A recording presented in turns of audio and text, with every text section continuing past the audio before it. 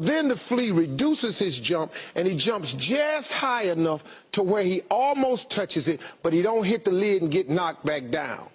Now, if you put another flea in there, that flea has a 36-inch vertical. And then once they find out they get knocked down a little bit, that flea starts jumping just before the lid so it don't get knocked down. Funny thing happens. If these fleas have baby fleas in a jar, these fleas are born with a 36-inch vertical. But because their parents are showing them only a 4 or 5-inch jump so they don't get hit, these baby fleas who are born with 36-inch verticals, they jump just as high as their parents jump. And what we do as people is we do the same things. We allow our environment to dictate to us. We allow our friends to dictate to us, our circle of associates to dictate to us how high we jump. When I was in the 6th grade and the teacher asked me what I wanted to be when I grow up, and she had everybody write an assignment on a piece of paper, I wrote down on a piece of paper I wanted to be on TV. She called everybody's name and had them stand up at their desk, and when she got to mine, she said, "Little Stevie, come up to the front of the class." I'm thinking this is a great moment for me. I've written something on my paper so wonderful that it's better than all the rest. I'm going up to get a gold star. I got up there, she said, "Why did you write that on your paper?" And I said, "Because that was our assignment for today." She said, "But why did you write it on your paper, though?" I said, "Because I want to be on TV." Then she just started breaking me down.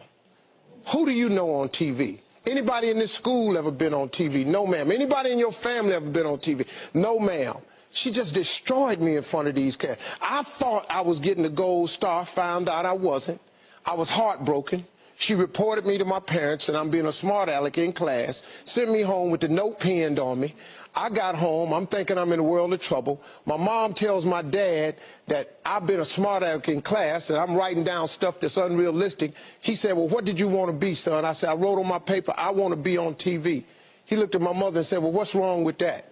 She said, "Because the teacher says that's unreasonable." He said, "How does she know?" And that was the first moment that I found out that my father, who had a 3rd grade education, who my mother taught to read and write, I said, "Man, this guy's on to something." So he told me what did she want you to write? I said, "A policeman or fireman or ball player." She said, "Write that on the paper and give it back to her." She said, "But every morning when you wake up, take your paper, put it in your drawer. Read your paper every morning when you wake up, and read your paper every night before you go to bed. If you turn your TV on today, the little boy in the 6th grade is on TV." Very true statement. Because my father informed me, "Son, take the lid off of your job." And that's what the book is about, is to help people understand no matter who you are, no matter where you are in life, you can take the lid off of your job.